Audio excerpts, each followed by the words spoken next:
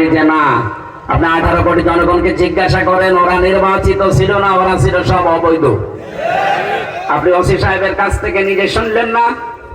নির্বাচিত হলে ওইভাবে ভোট কাটা লাগে। আর এইটার জন্যই তো এই দেশের মানুষের 15.5 বছর জান প্রাণ দিয়ে চেষ্টা চালাচ্ছে, নির্বাচন দিন না কেন। অনেকে যারা এখন সুর তুলছে যে আওয়ামী লীগকে নিয়ে আসেন নির্বাচনে, কে বলেছে আপনাকে? ওরা যদি নির্বাচন চাইতো তাহলে তো নির্বাচন দিত। যেহেতু ওরা চায় না, এই জন্য একবারে ঘোষণা দিয়ে 154 জন আর একবার দিনের ভোট রাতে, তার মানে ওরা নির্বাচন চায় না। যে যেটা চায় না ওইটা জোর করে করালে তার উপরে জুলুম হয়। আমরা জুলুম করব? ওরা করেছে, অন্তত আমরা করতে চাই না। এই জন্যই তো দেশের যে দায়িত্বে আছে এখন ওদেরকে অন্তত নিষিদ্ধ করে দিচ্ছে। আমরা চাই শুধু ওদের অঙ্গ সংগঠন ছাত্র না, যা আছে সব যেন নিষিদ্ধ হয়ে যায়, কারণ ফ্যাসিবাদের সাথে যারা জড়িত সবগুলো যাবে। যারা কারাগারে নিয়ে এই নিরীহ মানুষগুলোকে এই 15.5 বছরে নির্যাতন করেছে, যাদের মাধ্যমে ওই কারাগারের জেলা সুপার পর্যন্ত পাল্টানো লাগবে। এরা ওই জালেমদের দোষক। 1628 জন মানুষ দায়িত্বে ছিল এই দেশের মেন দায়িত্বে। প্রায় 100 জনের 65 জন মানুষ অলরেডি পাল্টিয়ে গেছে, এখনো 35 জন আছে। আমরা চাই এগুলো যেন না থাকে, কারণ সংস্কার যখন চলছে সংস্কারের মতো হওয়া লাগবে।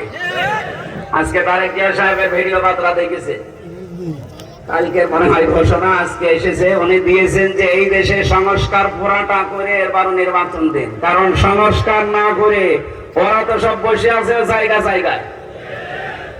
খালি এই যে যিনি গাড়ি চালাতেন তিনি নাই পাল্টিয়েছে, বাকি এখনো তো অনেক প্যাসেঞ্জার, অনেক হেল্পার, কন্ট্রাক্টর বসে আছে। এগুলো পাল্টানো দরকার না?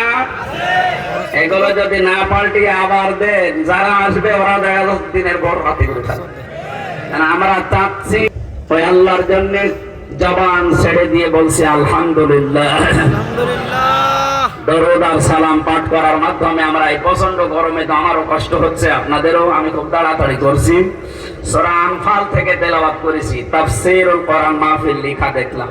আমরা তাফসীর আকারে কথা বলবো ইনশাআল্লাহ। ঠিক আছে, এখানে সব বলবো, চুপ করে।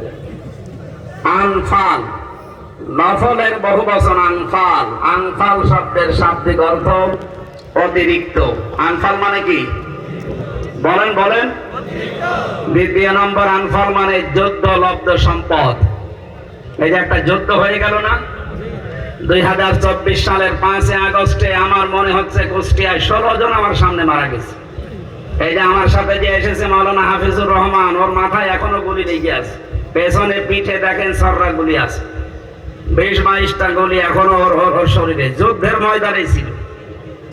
তার মানে দেশে শুধু 71 সালে না, 2024 সালের 5 আগস্টে আগ পর্যন্ত দেশে যুদ্ধ হয়েছে। কথা বলে না কেন? যুদ্ধের পরের অবস্থা কি দাঁড়ায়, কি করা লাগে মুসলমানদের, এই দেশের মানুষের করণীয় কি, আজকের আয়াতে আল্লাহ ওই কথাগুলো জানিয়েছে। আমরা কোরআন থেকে শুনতে চাই ইনশাআল্লাহ। আউযু বিল্লাহি মিনাশ শাইতানির রাজীম। বিসমিল্লাহির রহমান